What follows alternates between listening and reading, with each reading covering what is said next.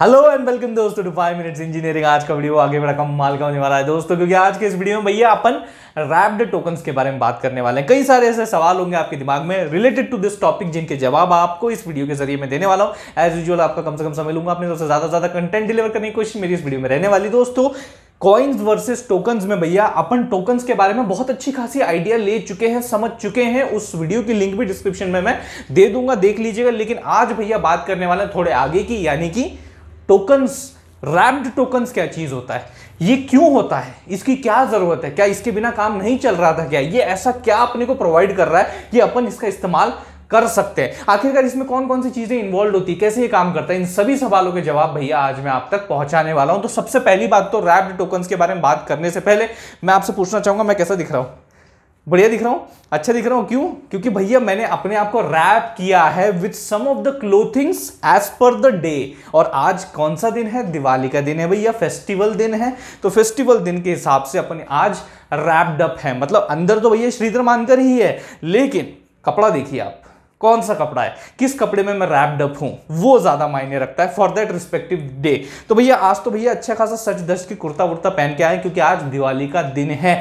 अगर मान लीजिए किसी की शादी है, उसमें आप उदास से फीके फीके कपड़े, सफेद काला कपड़ा आप पहन के जा रहे हो, अच्छा लगता है? वो इतना खास नहीं लगता। मान लीजिए किसी का निधन हो गया, वहां पे एकदम चमकीले ब्राइट कपड़े आप पहन के जा रहे हो, अच्छा नहीं लगता, बराबर है कि नहीं? It doesn't suit the day, it doesn't suit the situation, it doesn't suit that respective event, बराबर है। तो इसका सिंपल सा मतलब क्या निकलता है भैया? जैसा दिन वैसा आपका रैपिंग होना चाहिए। आपके ऊपर का कपड़ा जो है, वो जो जिसे मैं रैपिंग बोल रहा हूं, वो उस हिसाब से होना चाहिए, ताकि it should be suitable for the day.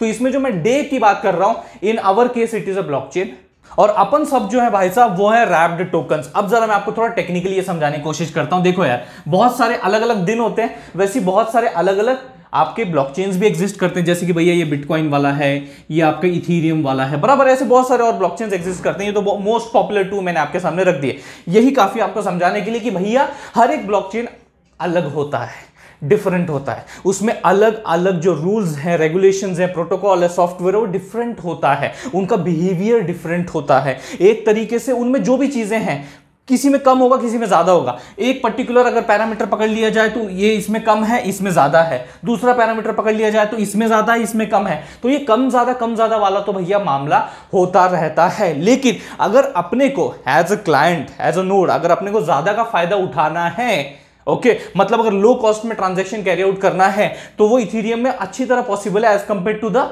Bitcoin. तो फिर अपन क्या कर सकते हैं? मुझे यहां पे जाना है, मुझे इस ब्लॉकचेन में जाना पड़ेगा, लेकिन मेरे पास ईथर तो है नहीं, मेरे पास भैया ETH नहीं है, मेरे पास BTC है। तो मैं क्या करूं? What I can do it now. अब काम में आता है भाई साहब आपका रैप्ड टोकन्स। मतलब क्या रैप्ड टोकन्स? मतलब क्या? It's the tokenized version of your crypto currency. मतलब ये आपकी क्रिप्टो करेंसी है, this is your crypto currency, but ये इस ब्लॉकचेन पे नहीं चल सकती। आपस में बात नहीं करते ये लोग, इन लोगों की बनती नहीं है, एक दूसरे ब्लॉकचेन की आपस में बनती नहीं है। तो ऑब्वियसली डायरेक्टली आप ऐसे नहीं जा सकते, इट वोंट बी सूटेबल। मैंने बोला था ना आपको अच्छी तरह कपड़े पहनने होते हैं to be suitable on a particular day. तो यहां पे आप ऐसे ही BTC लेके नहीं जा सकते, इट वोंट बी सूटेबल। वो बोलेगा भैया तैयार होके आओ। वो ऐड देखी ना अपने क्लोथिंग ब्रांड की, वो जैसी कोई भी ऐसी है, कुछ भी कपड़े पहन के आ जाते हो, बोलते तैयार होके आओ। तो जैसे ही ये यहां पे जाने की कोशिश करेगा, ये जो दरवाजे पे गार्ड्स खड़े होंगे इथेरियम ब्लॉकचेन के, वो बोलेंगे भैया वापस जाओ, तैयार होके आओ। तो फिर ये बोलेगा तैयार कैसे हो? तो फिर ये फंडा आता है इनटू पिक्चर, रैप्ड टोकन्स। मतलब यहां पे आपको क्या करना है, ये जो क्रिप्टो करेंसी है, ये जो आपकी क्रिप्टो करेंसी है, उसे रैप करना है। उसे क्या करना है? आपको रैप करना है। और एक बार ये रैप हो गई, now it can go to this blockchain. इसका सिंपल सा मतलब ये है कि यहां पे इंटरऑपरेटिबिलिटी बढ़ गई है। एक ब्लॉकचेन से दूसरे ब्लॉकचेन के बीच में एक जो ब्रिज होता है वो बन चुका है। और वो क्यों बना है? Because of the wrapped token concept. अब ये जो BTC है, अब ये रैप्ड BTC, तो अपन इसको क्या बोलेंगे? WBTC, wrapped BTC। Now this is a token, now this is a token, now this token can be executed on Ethereum. कोई दिक्कत नहीं, कोई प्रॉब्लम नहीं है। तो अब ये क्या हो गया? Wrapped BTC। Remember this one thing, इसकी जो वैल्यू है वो सेम रहेगी, एग्जैक्ट रहेगी as that of the BTC। मतलब 1 wrapped BTC will be equal to 1 BTC। यही चीज अपने को समझनी है, उसमें कोई कम ज्यादा नहीं होता, वो एग्जैक्ट वैल्यू वही कैरी कर रहा है। इट्स जस्ट दैट उसने पहनावा ऐसा पहना हुआ है, अपने आप को रैप कुछ इस तरीके से किया हुआ है ताकि वो एक टोकन बन सके और फिर यहां पे जा सके, इसीलिए मैंने इसे क्या बोला है, टोकनाइज्ड वर्जन है of a particular crypto currency. Wrapped tokens इस फंडे से जुड़ा हुआ एक और बहुत ही इंपॉर्टेंट टर्मिनोलॉजी के बारे में मैं आपको बताना चाहूंगा, वो टर्मिनोलॉजी है कस्टोडियन।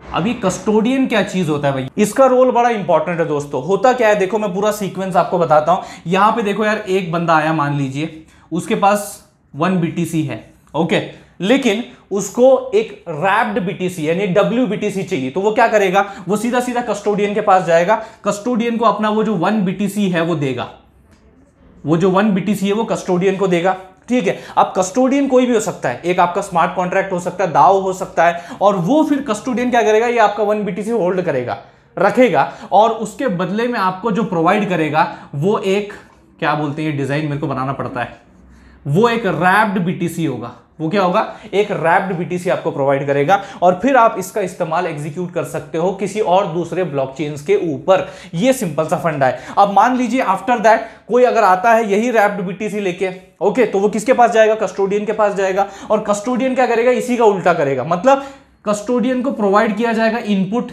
आपका ये रैप्ड BTC, और फिर फाइनली जो कस्टोडियन ने होल्ड किया होगा BTC वो वापस दे दिया जाएगा। आपको समझ में आ रहा है? तो यहां पे वो क्या काम कर रहा है, रैप अनरैप, ये काम भैया यहां पे हो रहा है एक तरीके से। और यहां पे कोई बंदा नहीं बैठा हुआ मैनुअली, यहां पे कोई एक अकेला बंदा नहीं बैठा हुआ, ऑब्वियसली फिर तो ट्रस्ट इशू आएंगे। तो यहां कोई बंदा नहीं, ये जो काम है भैया कोड बेसिस पे हो रहा है, अपने आप जो है वो एग्जीक्यूट हो रहा है, जैसा कोई इवेंट ट्रिगर होता है उस हिसाब से ये सारी चीजें यहां पे एग्जीक्यूट हो रही। तो आई होप दोस्तों इस वीडियो के जरिए, एग्जांपल्स के जरिए आपको रैप्ड टोकन्स क्या चीज होती है समझ में आ गई होगी। अगर समझ में आ गई होगी इस वीडियो को लाइक कर दीजिए, उससे भी ज्यादा इस वीडियो को शेयर कीजिए अपने सारे दोस्तों के साथ। थैंक्स अ लॉट दोस्तों फॉर वाचिंग दिस वीडियो।